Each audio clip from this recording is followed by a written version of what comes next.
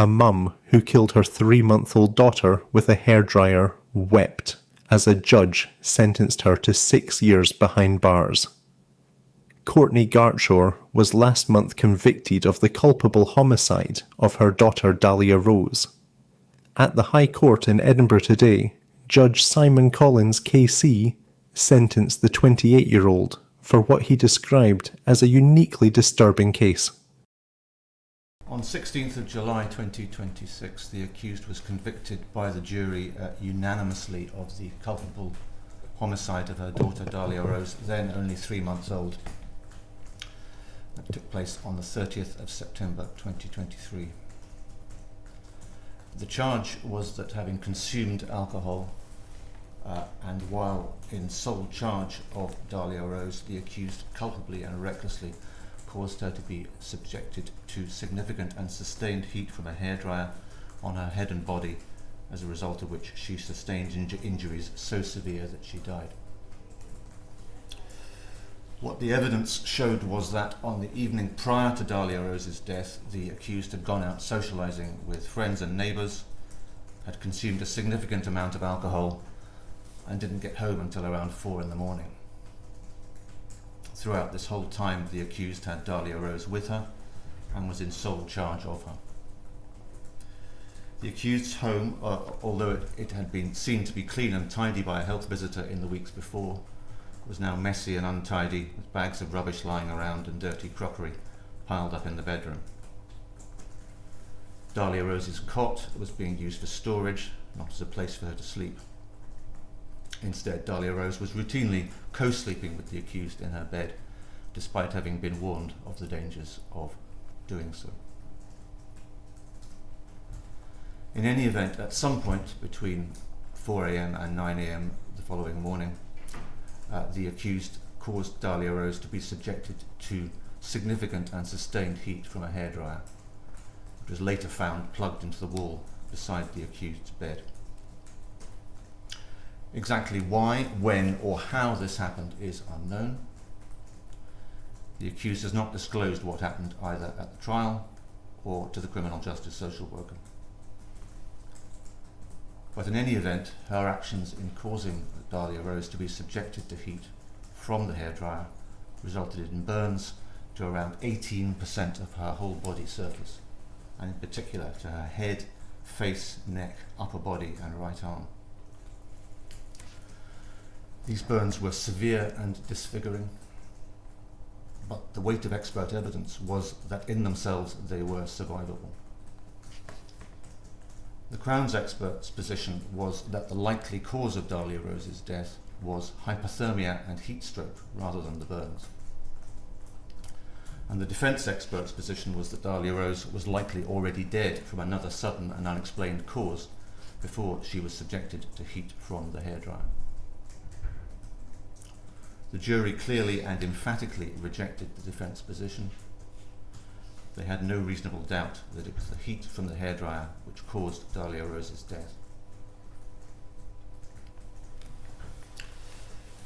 Given Dahlia-Rose's very young age and the horrifying way that she died, this is a uniquely disturbing and distressing case. But, as Mr. Makara has pointed out, it is tragic as well as terrible. And that is because the evidence suggested that the accused loved Dahlia-Rose, yet will have to live the rest of her life with the knowledge that she was responsible for her death. In determining sentence, the first thing to emphasise is that it was no part of the Crown case that the accused intended to harm, still less kill, Dahlia-Rose. This was not a case of culpable homicide resulting from an assault, still less a murder case. It was a case of culpable homicide resulting from a high degree of carelessness or gross recklessness. In principle, this is a less serious offence, calling for a less severe sentence. Against this background, the first question is as to the level of the accused's culpability. 2 points can be made. In the first place, although the accused's care of Dahlia-Rose throughout the night of her death was poor at best, and in the end criminally reckless or negligent, this is not a case where the death was the culmination of repeated instances of parental neglect or abuse over weeks or months. Rather, it appears to have been a gross aberration from an otherwise mostly satisfactory standard of care. There was social work involvement with the accused's elder child, but not with Dahlia-Rose.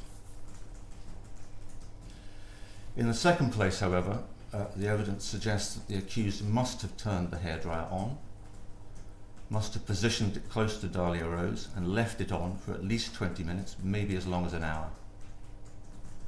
During this period, it should have been obvious that Dahlia-Rose was suffering severe and disfiguring burns over much of her face and body, and was being caused significant distress and pain. Put another way, the accused's actions or failures to act must have continued in the face of what should have been obvious suffering being caused to Dahlia-Rose. In all the circumstances, I would assess the accused's culpability for the offence as being at a medium level. The next question is the level of harm caused, and this is straightforward. The accused's actions caused the death of an infant child. That's harm at the highest level. Standing the nature of the offence, the accused's culpability and the level of harm caused, there is no question that this is a case in which only a significant custodial sentence can be appropriate. I would place the starting point for sentencing as being at 4 years imprisonment and the range between 3 and 7 years. The next question is to consider aggravating and mitigating factors, and therefore to consider whether the starting point should be increased or decreased within that range.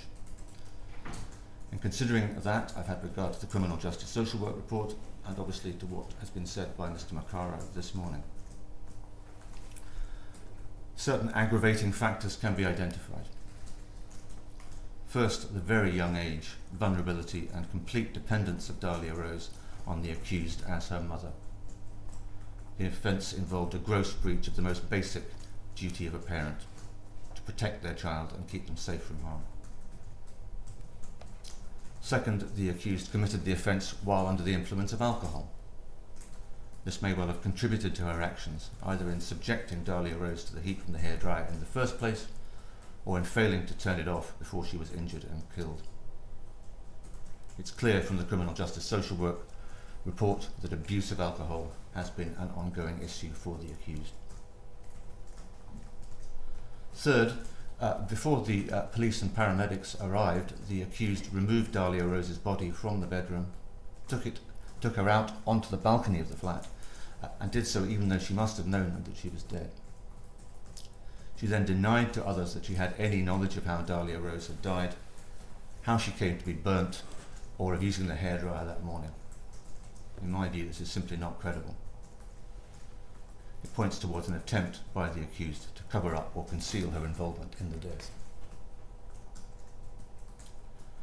Fourth, notwithstanding the unanimous verdict of the jury, it is apparent that the accused still does not yet fully accept her guilt. I therefore do not accept that she has yet expressed genuine remorse for what she has done. On the other hand, the following factors can be identified in mitigation.